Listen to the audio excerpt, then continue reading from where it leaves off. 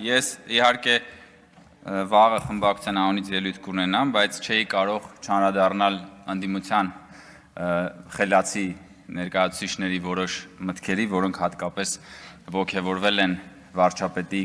կողմից կառավարության նիստում հնչած իմացության, այդ իմացության պակասի, կրթվելու, տգիտության եւ մնացածի շուրջ եւ այստեղ հատուկ հրճվանքով հատկապես այդ մասն էին շատ ցիտում։ Ես ուզում եմ հիշեցնել եւ արձանագրել հարգելի գործընկերներ եւ պարոն Խաչատրյան, դուք էլ խոսում էիք կառավարության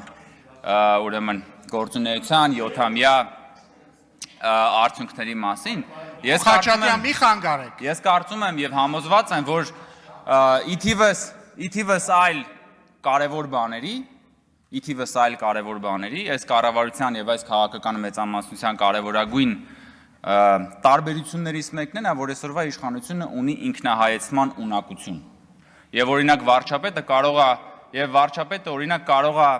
կառավարության նիստում կամ ազգային ժողովում կամ տարբեր առիթներով խոսի նաեւ մեր չիմացության մասին։ Օրինակ դուք ունեիք վարչապետ, նոր էլ անունը տվեցիք, պարոն Խաչատրյան, որն ասում էր քաղաքականությամբ զբաղվելու համար խելք պետք չի։ Եվ դա ձեր վարչապետն էր։ Եվ այդ բավոն Հովիկ Աբրահամյանը բա ձեր վարչապետը չէ, ձեր իշխանության վարչապետն էր, կամ պարոն Խաչատրյան, ձեր մի ուրիշ, ձեր իսկական արդեն լիդերը, ինչպես բազմաթիվ առիթներ եղել է ասել, մի երկու բառի մեջ 3 թե 4 տարասխալ էր անում։ Արդեն խառնել եմ 3 թե 4 իրականում,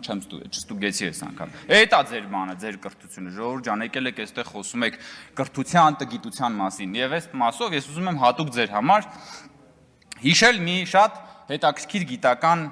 սկզբունքի մասին, էֆեկտի մասին, որը կոչվում է Դանինգի եւ Քրյուգերի էֆեկտ։ Այս էֆեկտը ինչի մասին է։ Պարզ ասած ասում է,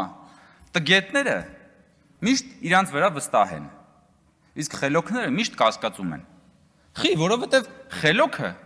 ինքը գիտի ինչ չգիտի։ Որովհետև որպեսզի դու իմանաս, որ ինչ-որ հարցում դու տգետ ես, դու նախ եւ առաջ պիտի ունենաս որոշակի քանակությամբ խելք դա հասկանալու համար, իսկ այն որ տգետը չգիտի, նաեւ որ ինքը տգետ է, ինքը վստահ է։ Հիմա ժողովուրդ ջան, այդ որ դուք այդքան հատկապես ուրախացել եք, երբ որ վարչապետը խոսել է տգիտության մասին եւ այստեղ հրճվում եք, այս դուք Դանինգ-Քրյուգերի էֆեկտի իրական շահառուներն եք, այս ձեր մասին է։ Այ որ դուք մի քիչ ժամանակ առ ժամանակ ձեր վրա կասկածեիք, դուք կլինեիք Դանինգ-Քրյուգերի էֆեկտի մյուս կողմում։ Բայց քանի որ ձեր մտքով չի անցնում, որ ինչ որ բաներ կան, որ ձեր մտքով չի անցնում, դուք չգիտեք ձեր սեփական տգիտության մասին։ Եվ դա է ամենախորը տգիտությունը։ Այնպես որ ես խնդրում եմ գոնե դուք տգիտության մասին չխոսաք կամ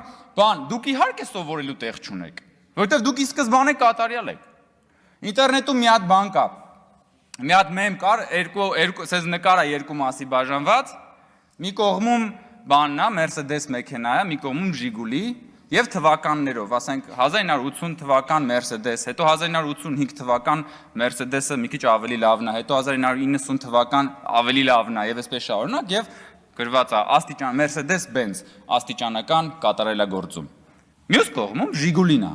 Եվ Ժիգուլին 1980-ին նույնն է, 1982-ին նույնն է, 1985-ին նույնն է եւ գրված է Ժիգուլի, ի սկզբանե կատարյալ։ Հիմա դուք ի սկզբանե կատարյալ Ժիգուլի եք, ժողովուրդ։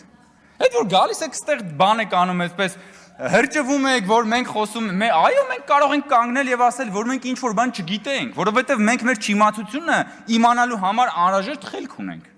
Իսկ դուք այո, դուք կրթվելու այլ տեղ չունեք, որովհետեւ դուք ի սկզբանե կատարյալ Ժիգուլի եք։ Քաղաքական դինոզավր, որի մասին բազմաթիվ անգամներ առիթ եմ ունեցել ասելու, պարոն Խաչատրյան, հասկանում եմ ձեր հայացքը, որը չեք կարող որևէ բան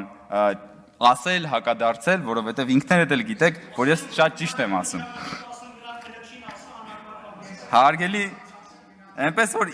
մի քիչ ինքնահայեցումը ձեզ չեր խանգարի, սիրելի գործընկերներ։ Քանի որ պարոն Ռուբինյանը եւ այսօր նաեւ քննարկվեց, եւ պարոն Մինասյանը գնաց էլի, ասում էր իրական Հայաստանը ողբի մասին է, դուք ողբ եք բերում, դուք բերում եք սա, դուք բերում եք նա եւ այլն եւ շարունակելով նաեւ Դաշնակցության 100-ամյա պատմության բանը, այսպես շարքը, ես կուզենամ ձեզ հիշեցնել մի քանի բանի մասին, հարգելի գործընկերներ։ Իհարկե պարոն Ռուբինյանը սկսեց, ես կշարունակեմ։ Սա իմ ձեռքում հայ հայտնի պատմաբան Լեոյի անցյալից գիրքն է, Լեոն շատ լավատեղյակ հեղինակներից մեկն է, այդ թվում Դաշնակցության պատմության, Դաշնակցությունը ակնհայտորեն չի սիրում Լեոյին, հասկանալի պատճառով հիմա ավելի կհամոզվեք թե ինչու, եւ ահա Լեոյի գրքի էջերից մի հատված։ Ադանայի ջարդը, այս ազգասեր Դաշնակցության մասին է։ Ադանայի ջարդը այնուամենայնիվ մազի չափ չվնասեց այն մտերմիկ բարեկամական հարաբերություններին, որոնք գոյություն ունեին Դաշնակցության եւ երիտթուրքերի միջև։ Ամենից առաջ հիշատակելի է այն փաստը, որ Ադանայի արյունը այլևս դաշնակցականների ձեռքը չտվեց դիվանագիտական մուրացկանի ցուպը եւ չուղարկեց նրանց Լոնդոնի, Փարիզի կառավարիչների դռները ծեծելու։ Դժվարություններ ստեղծել երիտթուրքերի կառավարության դեմ Դաշնակցությունը չէր ուզում։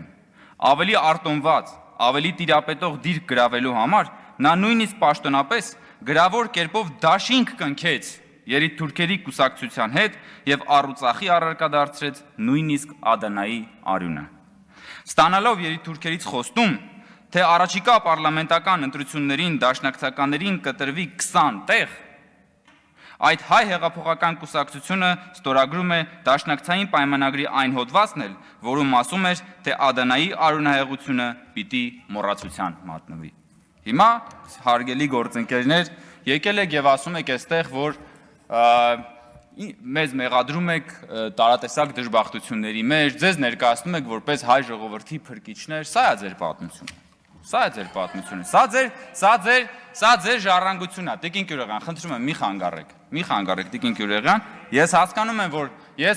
եմ, որ ձեզ հաճելի չէ ինչ որ ասում եմ։ Ես հասկանում եմ, որ ձեզ հաճելի չի, իդեպ դուք էլ եք խոսում այդ տգիտության թեմայով եւ այլն, եւ ես չկարողացա չհիշել, որ դուք լինելով համալսարանի դասախոս հայտարարեցիք, որ երբ որ Բագրատը մտավ Վանաձոր, անձրևը կտրվեց, եւ օդերևութաբանական եւ ֆիզիկայի բոլոր օրենքները գլխիվայր շրջվեցին։ Հետո էլ դրանից եւ նաեւ չկարողացա չհիշել վերջերս մի վերնագիր կարդացի, որ Արմենիու Կյուրեղյանը կրթական կենտրոններից մեկում դասախոսություն էր կարդացել արհեստական բանականության մասին եւ մտածեցի բնական բանականությունը հորով մորով է արել, հիմա անցել է արհեստական բանականությանը Տիկին Կյուրեղյանը։ Դրա համար էլ այստեղ գալիս եք եւ խոսում եք վարչապետի ասած իմացության, տգիտության մասին։ Ես խնդրում եմ, մի քիչ համեստ եղեք։ Տիկին Կյուրեղյան եւ մյուս գործընկ Տիկին Գալստյանը գնաց գոնե գիտելիքի, տգիտության, իմացության, դրա պակասի մասին, մի քիչ զգուշորեն խոսեք։ Տարբեր բաների եւ մեկ էլ ազգասիրության մասին, որովհետեւ այս Լեոյի գիրքը սեղանից դրած է, հենց որ ու էլի գրքեր կան։ Վերցնելու եմ գամ եւ այս հատուկ բան եմ ստեղծելու մի հատ ժանր եմ ստեղծելու դաշնակցության պատմության մասին եւ ձեր դուրն էլ հաստատ կգա, հարգելի գործընկերներ։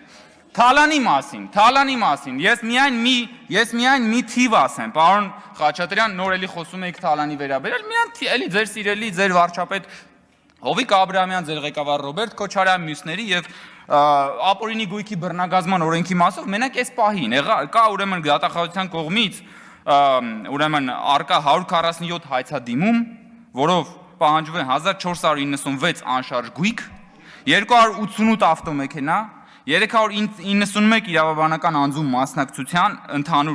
մասնակցություն եւ ընդհանուր հայցագինը այս հայցերի 608 միլիարդ դրամ է։ 608 միլիարդ դրամը ինչքան է, մոտ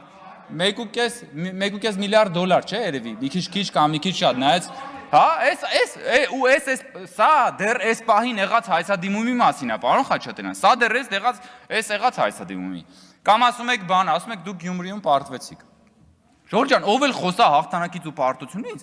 գոնե դուք մի խոսացեք, բա դուք ուր եք Գյումրիում։ Դուք, որպես Դաշնակցություն կամ Հայաստան խմբակցություն կամ Հայաստան Դաշինք կամ Էմյուսը, ուր էիք ձեր դեմքով,